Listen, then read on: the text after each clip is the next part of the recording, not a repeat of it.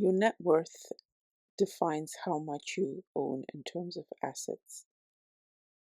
I work out my net worth annually, and the things I look at are the home equity that I have gained, my investments, my cash savings, my bonds, which I keep in NS&I, my pension totals, other things that I consider to be of value, for example, cars, furniture, if you've got art, etc., and the total net worth. Obviously, you have to take away your debts, so things that you owe. So the home equity already excludes um, the mortgage debt, but I don't carry any other type of credit card debt or um, loans or um, what do you call it when you go to university and you've got sort of debts, university debts, whatever you call them, right? With that, then I work out the totals. So this is where I was in 2020 when I started tracking my net worth. So my pension total was sitting at 66%. Other was 5%, home equity was 21%, investments were sitting at 6%, cash savings 2%, and NS&I negligible, so zero. So I was quite worried that I didn't have a liquid wealth if I ended up in a situation where I needed to access money. It was clear that most of my net worth was resting within home equity and pensions. So if you add up pensions and home equity, that is 87%. 87, think about it, 87% of net worth, which is a liquid, and the only liquid in, and I think others are difficult as well. So essentially, only 8% of my net worth was money or that I could access, and that was very concerning to me. The other things you'd have to sell, etc. So it's also illiquid. So the things that I could have my hands on was the 8%. So this was very concerning, and this is why I decided to concentrate on investments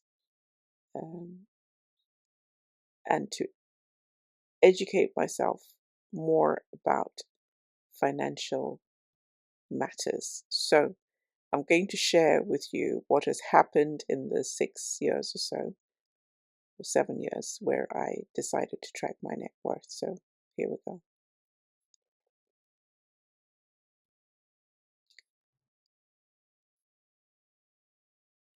Okay, so in 2026, my pension, so remember everything's been growing in the background, but this is the proportionate change that I have made by thinking about the liquid assets. So my pension total at the moment comes to, so it has gone down from 66% to 53%. The other has gone down from 5% to 3%. The home equity has also gone down from 21% to 19%. But what has grown from 6% to 23% are my investments. The cash savings have gone down from 2% to 1%. And then my bonds have increased from 0 to 1%. So this is what I have managed to do within 6 years, to think about what I have access to. So if we think of the liquid assets, it's now a total of 25%.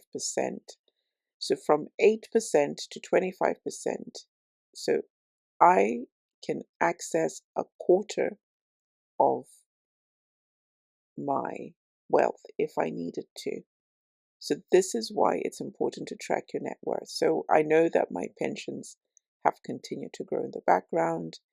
My home is obviously gaining in value. So my home equity is actually increasing. The other things now, that's another video that I will talk about. The other things that we're taking 5% of my net worth and how I am shrinking that, hopefully to 1%, and why that matters. If I think about my investments increasing from 6% to 23% within 6 years has been a target of actions and discipline, and the cash savings have increased a little bit, but cash goes up and down, as it were. But I'm still working on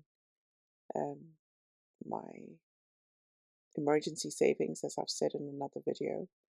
But you can see that bonds where I keep my emergency savings have gone from 0 to 1%. I'm hoping that the other goes down to 1% and the NS&I grows to at least 2%. So that's the aim.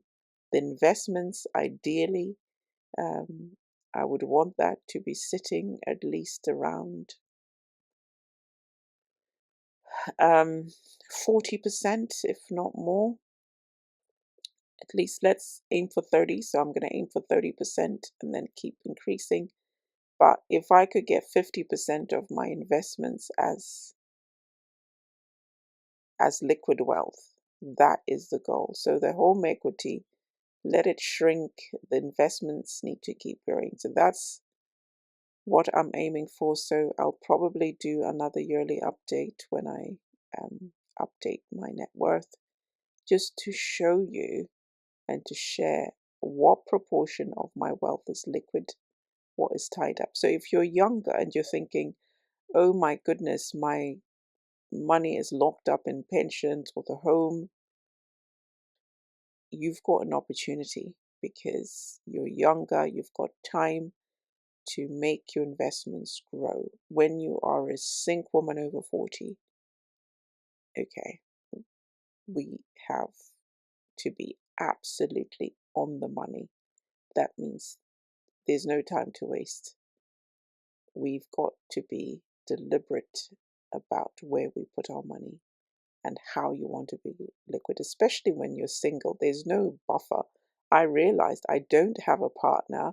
I don't have anyone else to come and save me. I've got to save myself. And that means my liquid net worth needs to be bigger. So I'm hoping that you have been inspired by this video. This is an important part of wealth building, monitoring. You just cannot afford to leave things unchecked.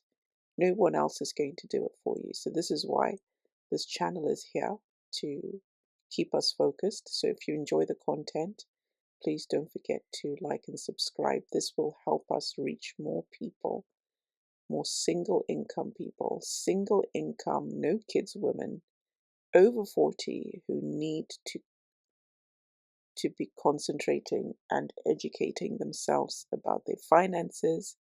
It's a community. We don't have all the answers. I'm not a financial advisor. I'm just somebody who's trying to do better for myself or by myself. Thank you so much. Till the next video. Bye-bye.